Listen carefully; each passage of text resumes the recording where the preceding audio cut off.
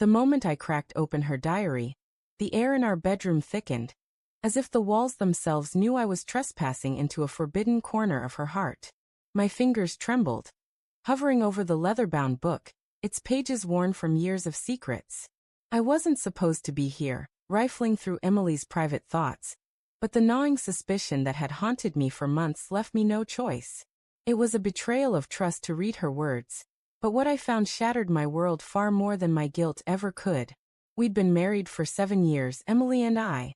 Our life together was a patchwork of quiet moments, coffee shared on foggy mornings, her laughter at my terrible puns, the way she'd curl into me on the couch during thunderstorms.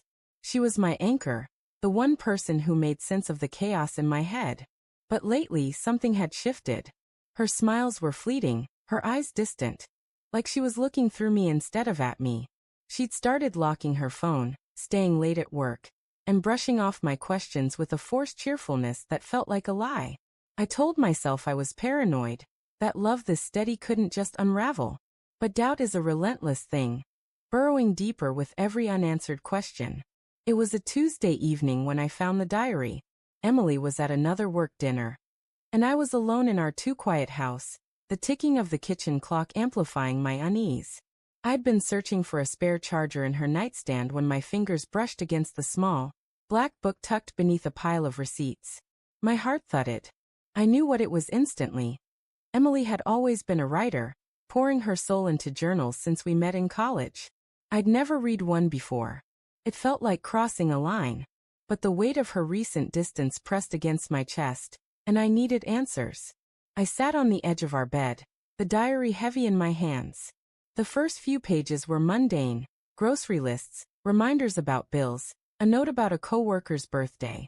But then, a date from 3 months ago caught my eye, written in her familiar, looping script. I saw him today. God, it's like no time has passed. Him. The word hit like a punch. I read on, my breath shallow, as Emily's words painted a picture I wasn't prepared for. Jake's still the same, charming, reckless, the kind of man who makes you feel alive just by looking at you. I thought I was over him, but sitting across from him at the cafe, I felt it all again. The spark. The pull. Everything I've been missing with Tom. Tom. That's me. The man she married. The man who thought he was her everything. My hands shook as I turned the pages, each entry peeling back another layer of her secret heart. Jake was her ex, the one she'd dated before me, the one she'd described as a beautiful mistake. I'd heard the stories, how he'd broken her heart, how she'd spent months piecing herself back together. But now, her words told a different story. Jake says he never stopped loving me. He's changed, he says.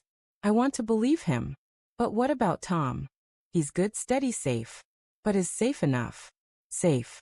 The word stung, a blade slicing through the illusion of our life together. I wasn't her love, her passion. I was her fallback, the reliable choice when Jake had left her broken. My chest tightened, a mix of rage and heartbreak swirling inside me. I kept reading, unable to stop, each entry a fresh wound. She'd been meeting Jake in secret. Coffee dates, late-night texts, a weekend trip she'd claimed was for work. I don't know what I'm doing, she wrote. I love Tom, but it's not the same. With Jake, it's like I'm 22 again, like I'm free. Free. As if I'd been her cage. I slammed the diary shut, my vision blurring with tears I didn't want to shed. The room felt too small, the air too thin. I wanted to confront her, to scream, to demand why I wasn't enough. But the thought of her walking through the door, unaware that I knew, paralyzed me. What would I say? How could I face the woman I loved, knowing she'd been dreaming of someone else?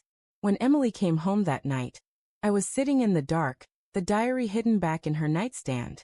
She flicked on the light, her smile faltering when she saw my face. Tom, you okay? She asked, her voice soft but tinged with something, guilt maybe? Yeah. I lied, my throat tight. Just tired. She nodded, kicking off her shoes and launching into a story about her co-worker's latest drama. Her words washed over me, meaningless. All I could hear were the ones she'd written, the ones that said I was second best. I watched her move through our routine, brushing her teeth, slipping into pajamas, kissing my forehead before bed, and I wondered how she could act so normal while carrying this secret. Did she feel anything for me at all? The next few days were torture. I couldn't look at her without seeing Jake's name scrawled across her diary. Every time her phone buzzed, I imagined it was him. Every time she left the house, I wondered where she was really going. I started checking her phone when she showered, scrolling through messages that confirmed nothing but fueled my paranoia. I hated who I was becoming, suspicious, bitter, a shadow of the man who'd vowed to trust her forever. I tried to talk to her, to bridge the gap before it swallowed us whole. Over dinner one night, I reached for her hand. Are you happy? With us, I mean. Her eyes flickered. A moment of hesitation that cut deeper than any words. Of course, she said, squeezing my hand. Why would you even ask that? I wanted to believe her. God, I wanted to. But her diary was a siren in my mind. Its truths louder than her reassurances. I started pulling away, my silence a shield against the pain. She noticed, of course. You've been so quiet lately, she said one morning, her brow furrowed. What's going on, Tom? Nothing, I muttered, unable to meet her eyes. How could I tell her I knew? How could I admit I'd violated her trust to uncover her betrayal?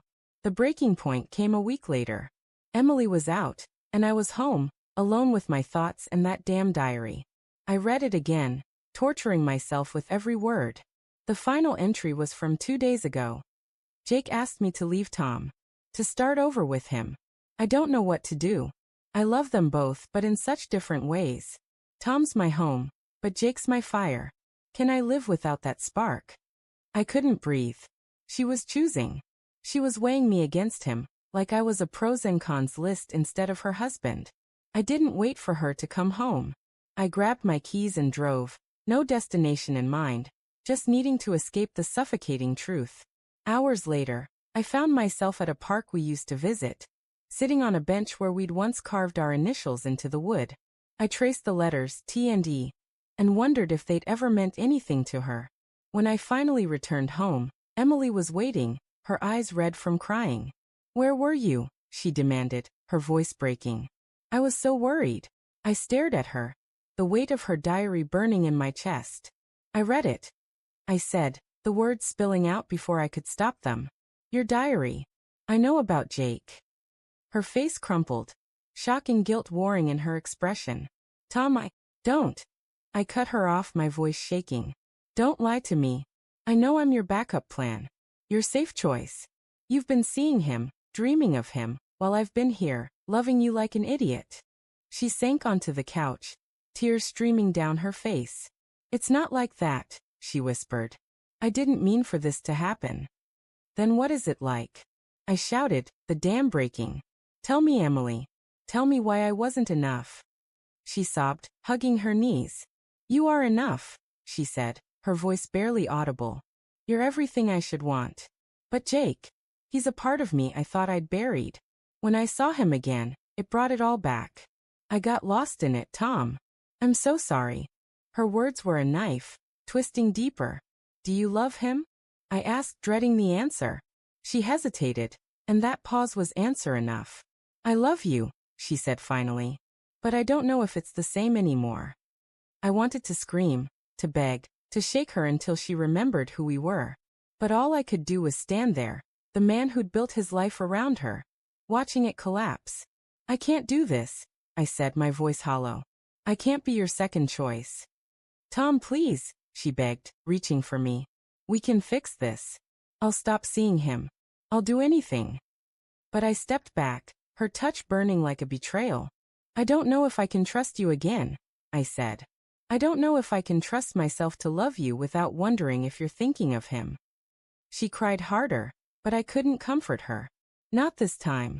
I walked out, the door slamming behind me, and drove to a motel, where I spent the night staring at the ceiling, replaying her words in my mind. The next morning, I came home to find her gone, a note on the kitchen counter. I need time to figure out who I am without you or him.